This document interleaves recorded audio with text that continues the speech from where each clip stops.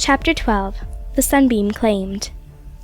It was a cold, cheerless morning, the wind was blowing, and the rain was beating against the windows.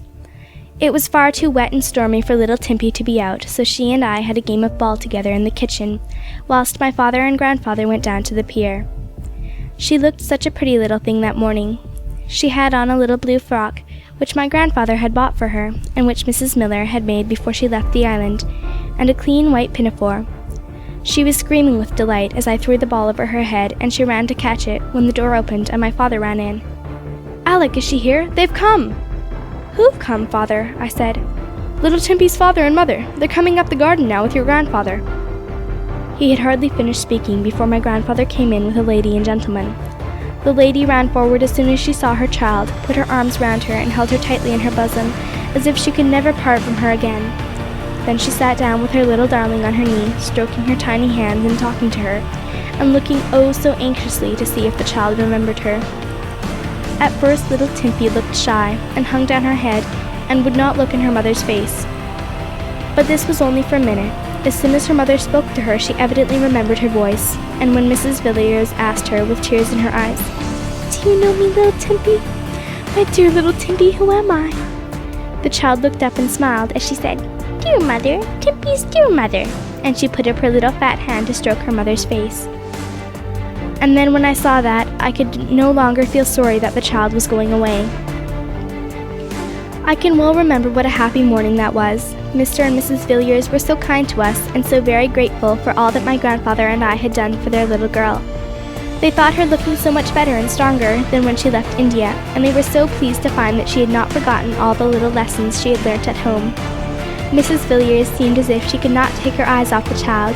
Wherever little Timpy went, and whatever she was doing, her mother followed her, and I shall never forget how happy and how glad both the father and the mother looked. But the most pleasant day will come to an end, and in the evening a boat was to come from shore to take Mr. and Mrs. Villiers and their child away. "Dear me," said my grandfather with a groan, as he took the little girl on his knee. "I never felt so sorry to lose anybody. Never. I'm sure I didn't.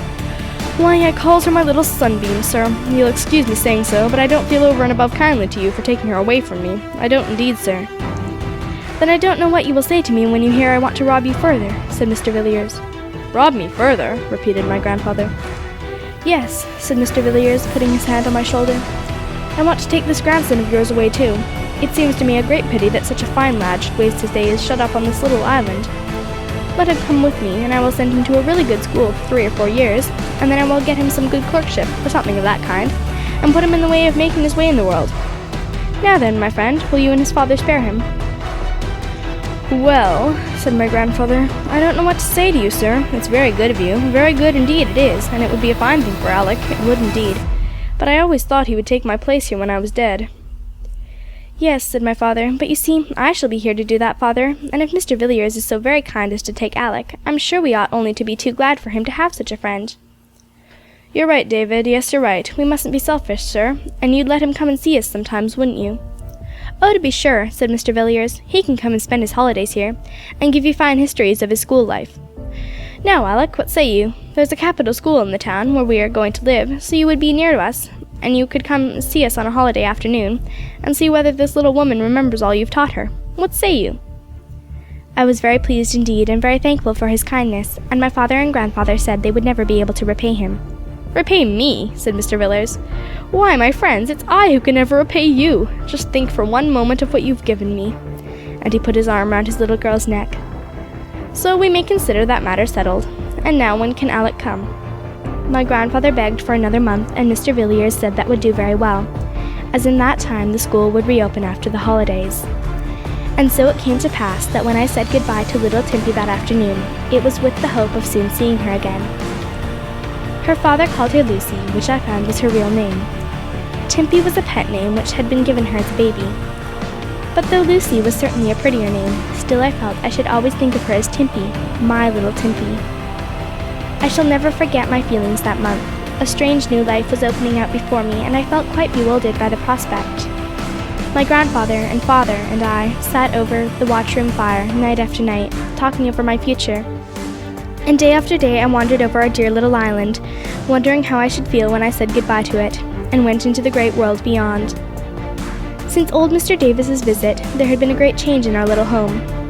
The great Bible had been taken down from its place and carefully read and studied, and Sunday was no longer spent by us like any other day, but was kept as well as it could be on that lonely island. My grandfather, I felt sure, was a new man. Old things had passed away, all things had become new. He was dearer to me than ever, and I felt very sorrowful when I thought of parting from him. "I could never have left you, grandfather," I said one day, "if my father had not been here." "No," he said, "I don't think I could have spared you, Alec. But your father just came back right in time, didn't you, David?" At last the day arrived on which Mr. Villiers had appointed to meet me at the town to which the steamer went every Monday morning, when it left the island. My father and grandfather walked with me down to the pier and saw me on board. And the very last thing my grandfather said to me was, "Alec, my lad, keep on the rock. Be sure you keep on the rock." And I trust that I have never forgotten my grandfather's last words to me.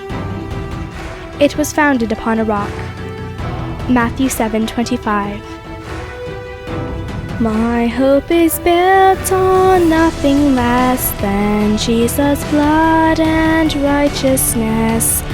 I dare not trust the sweetest frame, but wholly lean on Jesus' name.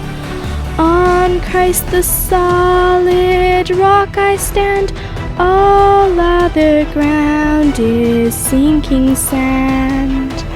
All other ground is sinking sand.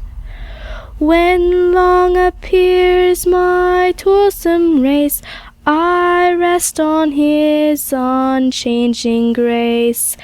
In every high and stormy gale, my anchor holds within the veil.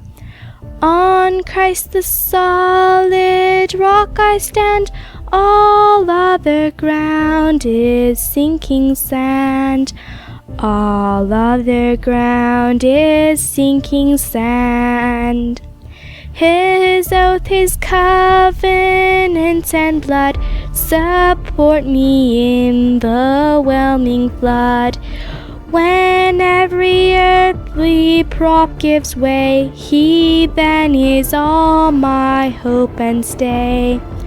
On Christ the solid rock I stand, all other ground is sinking sand.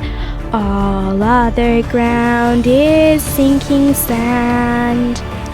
When the last trumpet's voice shall sound, oh, may I then in Him be found, robed in His righteousness alone, faultless to stand before the throne. On Christ the solid rock I stand, all other ground is sinking sand. All other ground is sinking sand. Note: Butler and Tanner, The Selward Printing Works, Frome and London. End of Chapter 12. End of Saved at Sea, a Lighthouse Story by Mrs O.F.Walton. Recorded by Rachel in May 2015. Thank you for listening.